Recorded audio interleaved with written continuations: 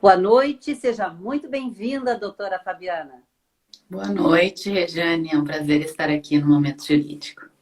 O prazer é todo nosso recebê-la mais uma vez nesta live do programa Momento Jurídico. Doutora Fabiana Azevedo da Cunha Basti é procuradora do Estado do Rio Grande do Sul desde 1998. Mestre em Instituições de Estado, ex-diretora da Escola Superior da Advocacia Pública e presidente da Associação dos Procuradores do Estado do Rio Grande do Sul por 3 mandatos. Exerceu o cargo de conselheira seccional da OAB-RS, ex-presidente da Comissão Permanente da Advocacia Pública da OAB-RS e da Comissão de Reforma Política. Foi presidente da Comissão Nacional da Advocacia Pública da OAB, ex-diretora da ANAP, Associação Nacional de Procuradores de Estado, por 3 gestões, e atualmente é secretária-geral adjunta da OAB-RS. Mais uma vez, seja muito bem-vinda. Doutora Fabiana, como podemos avaliar o controle social no processo eleitoral brasileiro, que é o assunto que vamos tratar a partir de agora? Bom, Rejane, em realidade, esse tema, quando o Rogério me convidou, a quem cumprimento, está acompanhando a nossa live, que produz contigo este programa, quando ele me convidou para falar sobre a questão envolvendo voto impresso, mais especificamente, eu referi ao Rogério, eu acho que é mais interessante, Rogério, de uma certa forma, os debates que nós estamos travando na sociedade hoje, nada mais são do que uma atenção mais voltada ao controle social das eleições, do processo eleitoral. E, de uma certa forma, porque este assunto nunca esteve tão em evidência, digamos assim, especialmente em época de rede social, pode parecer a quem volta os olhos para este assunto neste momento, que este controle nunca existiu. Então, me parece que há uma necessidade de nós desmistificarmos essa temática. Quando iniciei a minha atuação na Ordem dos Advogados do Brasil, como conselheira seccional na gestão do presidente Cláudio Lamáquia, em realidade já tinha integrado a Ordem em outros períodos, acompanhei a gestão da doutora Maria Aparecida Moreto na Escola Superior de Advocacia há muitos anos, quando ainda era minha professora na Universidade Federal do Rio Grande do Sul. Depois acompanhei a mesma colega quando foi vice-presidente na presidência do Dr. Renato Figueira. Enfim, depois ainda participei da Comissão de Direito Tributário, em outra gestão da seccional, mas de modo mais completo, no sentido de estar mais integrado a todas as atividades da Ordem, acabei atuando na gestão do presidente Lamáquia. E de lá para cá, então, me envolvi nas questões pela seccional envolvendo o processo eleitoral. E desde esse período, Rejane, a OAB foi convidada a participar de muitos mecanismos de controle institucional e de controle social pelo qual passa todas as etapas hoje do que das urnas eletrônicas que são utilizadas. Então, quando me perguntam, não temos como aprimorar o processo eleitoral? Evidentemente que sim. Mas este processo eleitoral, ele tem muitas deficiências, da mesma forma, eu diria que tem bem menos do que houve no nosso histórico de um processo eleitoral de um país continental, em que havia muitas denúncias e comprovadas denúncias de fraude com urnas físicas, né? Uma realidade de voto a cabresto. Enfim, a configuração do nosso país e a evolução do nosso sistema, e eu diria evolução efetivamente, porque penso que ele progrediu, né? Desde a criação da Justiça Eleitoral. Aliás, justiça eleitoral, que é uma justiça híbrida, por assim dizer, porque ela faz administração e faz jurisdição eleitoral. É algo típico do nosso país e algo que, para constitucionalistas renomados, e aí vou dizer que aprendi isso ainda com o professor César Saldanha Souza Júnior, um constitucionalista aqui do nosso estado, é um modelo de grande sucesso na nossa institucionalidade. Mas neste modelo, então, se estabeleceu formas, especialmente no que diz com as urnas eletrônicas, de efetivo controle social. Sim. Seja por meio de testes de segurança, que as urnas eletrônicas são submetidas, quer dizer, a abertura de um espaço para que técnicos da área da informática, hackers, propriamente ditos, né, possam tentar manipular, né, alterar o sistema. Já houve casos de identificação de falhas? Sim, houve. Essas falhas foram corrigidas. E, né, sempre há, de tempos em tempos, a disponibilização desses sistemas para fazer estas tentativas e esses necessários aprimoramentos do sistema. Mas mais do que isso, Regiane, a cada votação, há o que se chama de votação paralela. Ou seja,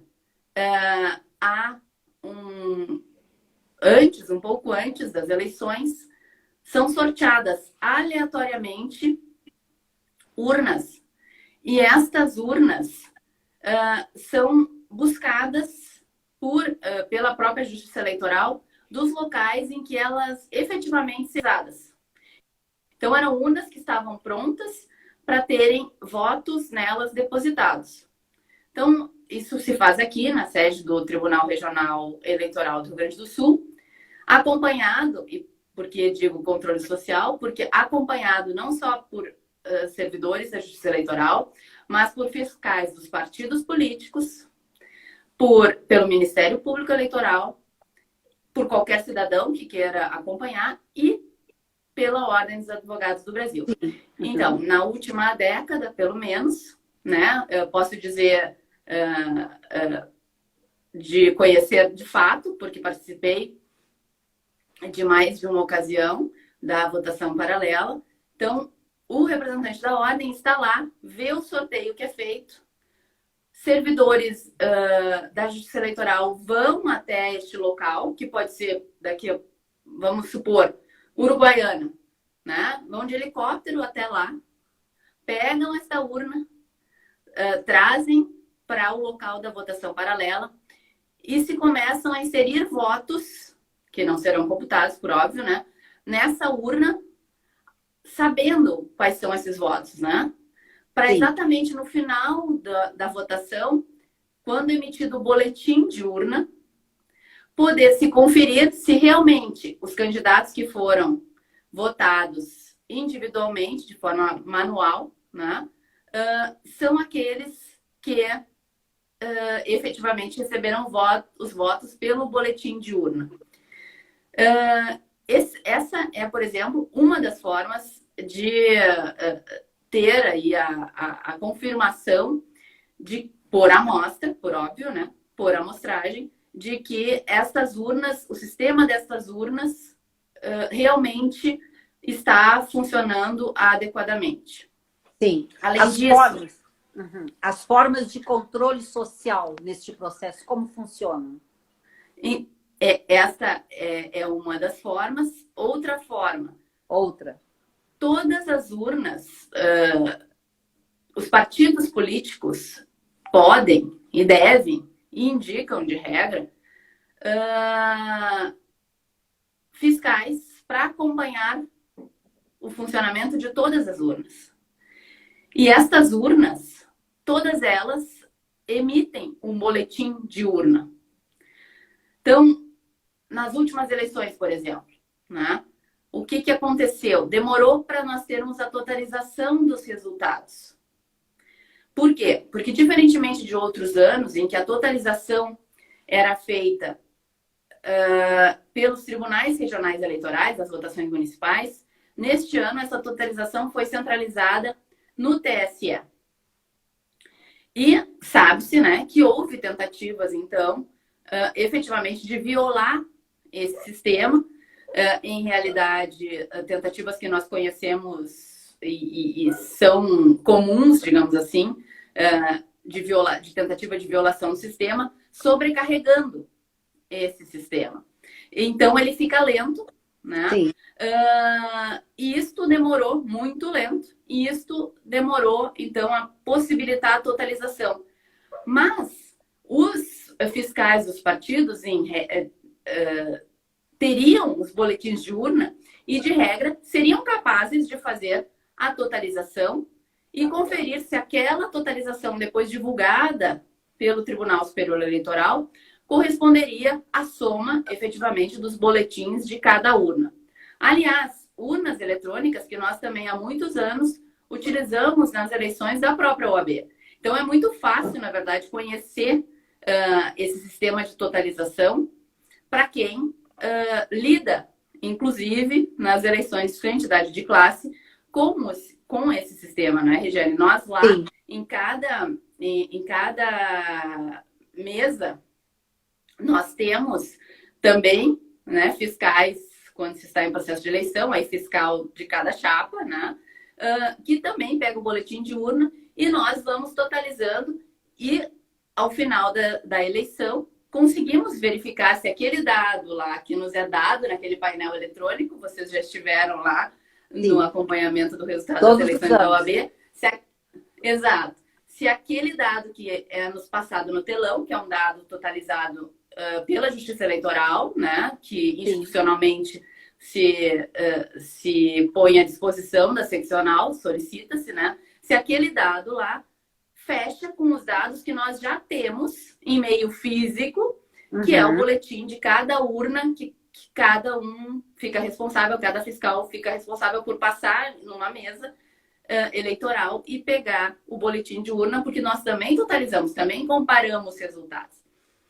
Outra coisa que é interessante falar sobre esse tema, não é?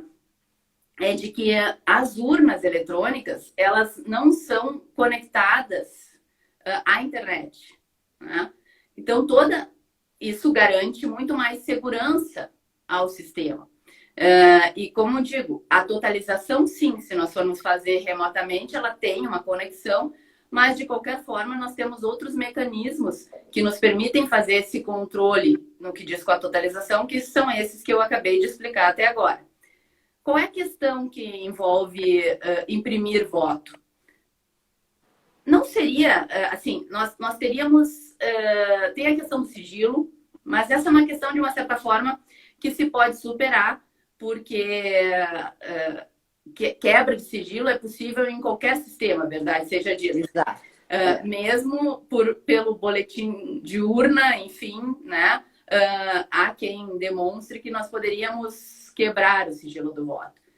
De qualquer forma, não é o eleitor, ele não receberia, na proposta que está em análise, um comprovante do seu voto, né? Isso seria, sim, por óbvio, uma quebra de sigilo absoluta, incompatível com a proteção que nós damos ao voto. Mas o que se propõe, né, seria acoplar uma impressora a cada urna e ali nós termos essa possibilidade, digamos, de ter a impressão de cada voto. Mas aí entra uma outra discussão, não é, Regiane? O tipo de impressora que seria compatível com isto, né? Porque quando se diz também que nos Estados Unidos não se utiliza urna eletrônica, também não é uma verdade completa, porque tem muitos estados nos Estados Unidos que utilizam urnas eletrônicas. E tem modelos de urnas eletrônicas que foram já ultrapassados, que ainda são utilizados em determinados lugares. Tem outros modelos que são mais modernos, como os que nós utilizamos, enfim. Mas, de qualquer forma, nós teríamos que acoplar um determinado tipo de impressora. Entendi. E a durabilidade dessa impressão, Regiane, também é algo, teria que ser um papel específico, né, para garantir a durabilidade disso, e nós teríamos um custo bilionário para fazer este controle, que o que quer nos parecer é que não garantiria melhor eficácia ou maior garantia de que não haverá equívocos, né, neste processo todo. Porque, de fato, até hoje não foi comprovada nenhuma fraude nas urnas eletrônicas, né? E já houve aí pedidos, inclusive, para que sejam apresentadas essas hipóteses de fraude que eventualmente são ventiladas, e não houve em nenhum momento essa comprovação. Mas sem falar na questão do custo do investimento, não é, Regiane? Num período nós sabemos, grandes dificuldades financeiras pelos quais passa o país, mas mais do que isso, a questão em si, me parece mais problemática, é de que nós teríamos... ninguém se conforma com o resultado das eleições quando se perde, né? Aí o que decorreria de nós termos votos impressos?